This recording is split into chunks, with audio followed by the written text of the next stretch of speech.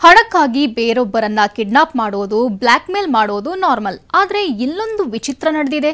ಹಣಕ್ಕಾಗಿ ಸ್ವಂತ ಮಗನನ್ನೇ ಕಿಡ್ನಾಪ್ ಮಾಡಿ ಹಣಕ್ಕಾಗಿ ಬೇಡಿಕೆ ಇಟ್ಟಿದ್ದವಳು ಇದೀಗ ಲಾಕ್ ಆಗಿದ್ದಾಳೆ.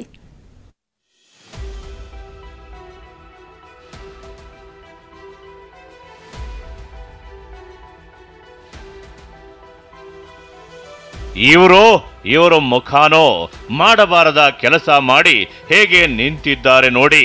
ಮಳ್ಳಿಯಂತೆ ಕೂತಿರುವ ಇವಳು ಸಮೀನಾ ಅಂಜುಮ್. ಬೆಂಗಳೂರಿನಲ್ಲಿ ವಾಸವಿದ್ದ ಸಮೀನಾ ಕೆಲ ದಿನಗಳ ಹಿಂದೆ ಕಲಬುರಗಿಯ ಗರೀಬ್ ನವಾಜ್ ಕಾಲೋನಿಯಲ್ಲಿನ ನಾದಿನಿ ಮನೆಗೆ ಬಂದಿದ್ಲು.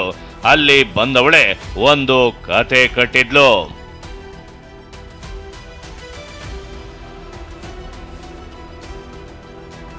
ನಿನ್ನ ಮಗನ ಬದಲು ನನ್ನ ಮಗನನ್ನ ಅಪಹರಿಸಿದ್ದಾರೆಂದು ನಾಟಕ. ಸೌದಿಯಿಂದ ನಾದಿನಿಗೆ ಬಂದಿದ್ದ ಹಣ ನುಂಗಲು ಐನಾತಿ ಪ್ಲಾನ್.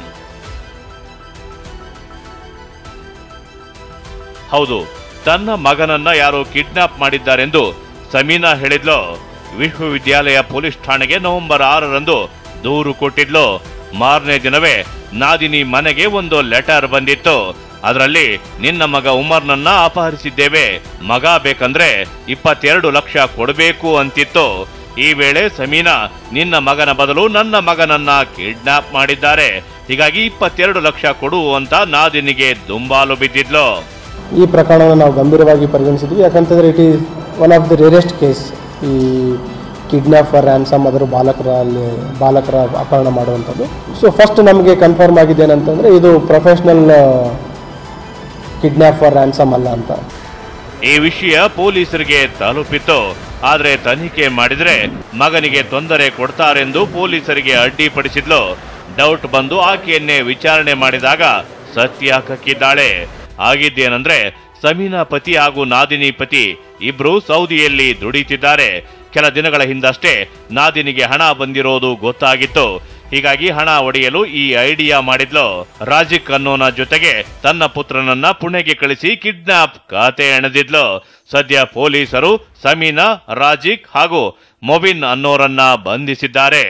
ಸೊ ಬೇಸಿಕಲಿ ಏನಂತಂದ್ರೆ ಸಿಸ್ಟರ್ ಇಲ್ಲ ಮಗ ಕಿಡ್ನಾಪ್ ಆಗಬೇಕಾಗಿತ್ತು. ಅವನ ಕಿಡ್ನಾಪ್ ಬದಲು ಇವರ ಮಗನಿಗೆ ಕಿಡ್ನಾಪ್ ಆಗಿದೆ ಅಂತ ಹೇಳಿ ಸೊ ಸಿಸ್ಟರ್ ಇಲ್ಲಾಗೂ ರಿಕ್ವೆಸ್ಟ್ ಮಾಡೋವಂಥದ್ದು. ಆ ರೀತಿಯ ಒಂದು ಪ್ಲ್ಯಾನ್ ಮಾಡಿದ್ರು. ಅದು ಯಶಸ್ವಿ ಆಗಿಲ್ಲ. ಈಗ ಆಲ್ರೆಡಿ ಅವರಿಗೂ ಮತ್ತು ಅವರಿಗೆ ಸಹಾಯ ಮಾಡಿದ ಇನ್ನೂ ಉಳಿದ 2 ಆರೋಪಿಗಳನ್ನು ಬಂಧಿಸಿ ನ್ಯಾಯಾಲಯಕ್ಕೆ ಒಪ್ಪಿಸಿದರು. ಸಂಸಾರಕ್ಕಾಗಿ ಸಹೋದರ ದೂರದ ಸೌದಿಯಲ್ಲಿ ದುಡಿಯುತ್ತಿದ್ದ. ಆದರೆ ಹಣದ ಆಸೆಗಾಗಿ ತಂಗಿ ಕಳ್ಳಾಟ ಆಡಿದ್ದು ನಿಜಕ್ಕೂ ವಿಪರ್ಯಾಸ. ದತ್ತಾತ್ರೇಯ ಪಾಟೀಲ್, TV9, ಕಲಬುರಗಿ.